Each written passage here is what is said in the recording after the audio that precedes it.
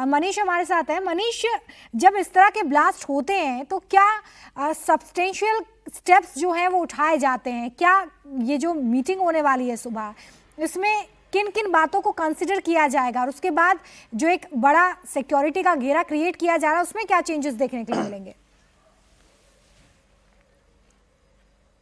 देखिए, पहले तो आप एक बहुत ही इंपॉर्टेंट है ये समझाना और समझना भी कि जो जहां पे धमाका हुआ है, I-20 की गाड़ी बहुत ही गंभीरता के साथ जो हमारे रिपोर्टर्स थे उन्होंने उसको बहुत ही प्रिजर्व किया। कोई भी अंदर जाकर उसको कहीं से भी डिस्ट्रॉय करने किया नहीं किया या फिर कोई सैंपल्स वहां पे डिस्ट्रॉय नहीं किए।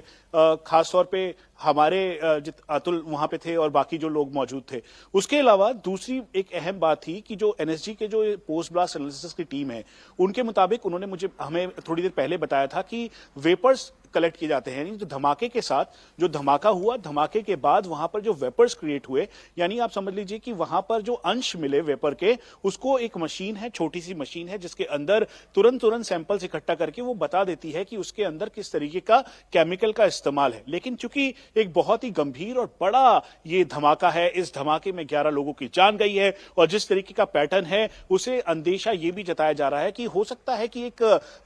इस धमाके के साथ एक बड़ा मॉड्यूल भी जुड़ा हुआ हो। तो इसी वजह से इसको पूरी तरीके से एनालाइज किया जाएगा। छोटी सी मशीन एनएसजी की जो कि वेपर्स को इकट्ठा करती है, जो अंश है वहां पर उसको इकट्ठा करती है, जहां पे वो जला हुआ पार्ट है उसके सैंपल्स को इकट्ठा करती है और पूरे का पूरा ये डिटेल्ड डिजिटल एनालिसिस किया जाता है, जिसके बाद ये पता लगता है कि एमोनियम नाइट्रेट है या फिर इसके प्लास्टिक एक्सप्लोजिव का इस्तेमाल किया गया, ये आईडी किस हद तक की कैसी आईडी थी, इसको जो शार्पनल्स हैं उसमें ये इस्तेमाल किया गया या बॉल बेयरिंग का इस्तेमाल किया गया या जो भी एक्सप्लोजिव का टाइप है या एक्सप्लोजिव का तरीका है और इसमें कौन सा केमिकल इस्तेमाल किया गया। तो ये एक पहली सैंपलिंग है जिसकी पहली रिपोर्ट अब से कुछ देर बाद आएगी और ऑफिशियली ये जानकारी मिनिस्ट्री ऑफ होम अफेयर्स को एनएसजी की टीम, एनएसजी के डीजी खुद जो इस समय भृगु श्रीनिवासन है वो खुद इसको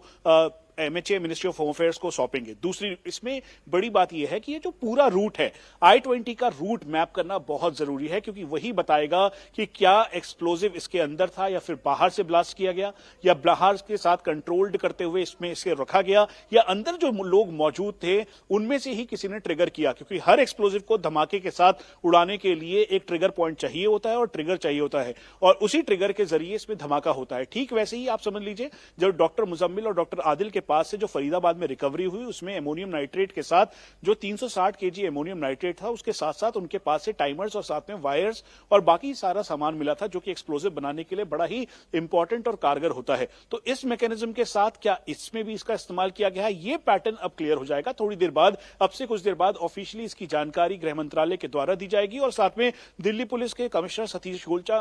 उसको खुद इसकी जानकारी देंगे। अब उसके बाद थर्ड जो कि बहुत जरूरी है, ये गाड़ी का रूट क्या है, क्योंकि एक तरफ जहां नई पुरानी दिल्ली रेलवे स्टेशन का एरिया पड़ता है तो एक तरफ जो निगम बोध घाट या बस अड्डे से आने वाला रास्ता है वो इसे कनेक्ट करता है। जिस रूट पे गाड़ी थी उसके लेफ्ट साइड पर यहां पे लाल किला है और राइट साइड पे मेट्रो स्टेशन का गेट है। इंपैक्ट करीबन इन दोनों के बीच की दूरी करीबन 100 मीटर के लगभग की है। इस 100 मीटर के अंदर इंपैक्ट ऐसा पड़ा जो ऊपर का जो शीशा है मेट्रो का उसमें भी वो भी चटका, उसके अलावा जो गाड़ियां थी उस पर इंपैक्ट आया। उसके दूसरी तरफ एक इलेक्ट्रॉनिक्स की बहुत बड़ी मार्केट है, लाजपत राय मार्केट है, उस पूरी मार्केट की जितनी भी दुकानें हैं उस पर इसका इंपैक्ट आया। नहीं, इतना हैवी एक्सप्लोजन था, इसीलिए बहुत ही क्लियरली इसे हाई इंटेंसिटी ब्लास्ट कहा गया। वहीं दूसरी तरफ वहां से करीबन 50 से 60 मीटर की दूरी पर पीछे की तरफ पुलिस चौकी है जहां पे 2 पुलिसकर्मी थे। उसके अलावा जो बाकी का पूरा एरिया था बैरिकेटेड था, क्योंकि इस एरिया में अब से कुछ देर बाद बसेस लग जाती है। शाम के वक्त यहां पर 6 बजे से 7 बजे के बाद यहां पर बसेस लगनी शुरू होती है।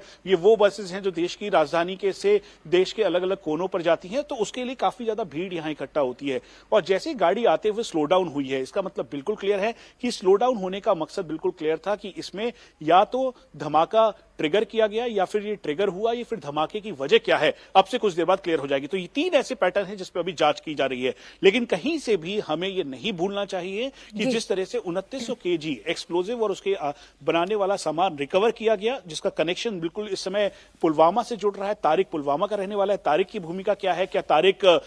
इसमें शामिल है या नहीं, अब से कुछ देर बाद इसमें भी क्लैरिटी मिल जाएगी। लेकिन इसी वजह से अब अलग अलग जगहों पर साउथ कश्मीर से लेकर देश की राजधानी दिल्ली, लखनऊ, सहारनपुर, फरीदाबाद के अलग अलग एरियाज में इस समय रेड की जा रही है, कईयों से पूछताछ की जा रही है, क्योंकि मामला अब बेहद गंभीर है। और मैं आपको फिर से बता दूं, भारतीय सेना के द्वारा अब से कुछ देर पहले हमें बताया गया कि लाइन ऑफ कंट्रोल से लेकर इंटरनेशनल बॉर्डर तक, यानी जम्मू कश्मीर, उसके अलावा नीचे का हिस्सा जो आईबी है जिसमें बॉर्डर सिक्योरिटी फोर्स तैनात है, उसके साथ साथ राजस्थान और गुजरात जहां पे इस समय एक्सरसाइज भी की जा रही है, इन सभी एरियाज में अलर्टनेस बढ़ा दी गई है। और इसका पूरा असर एक समय देखने को मिल रहा है बॉर्डर से लेकर देश की राजधानी दिल्ली तक। तो इसीलिए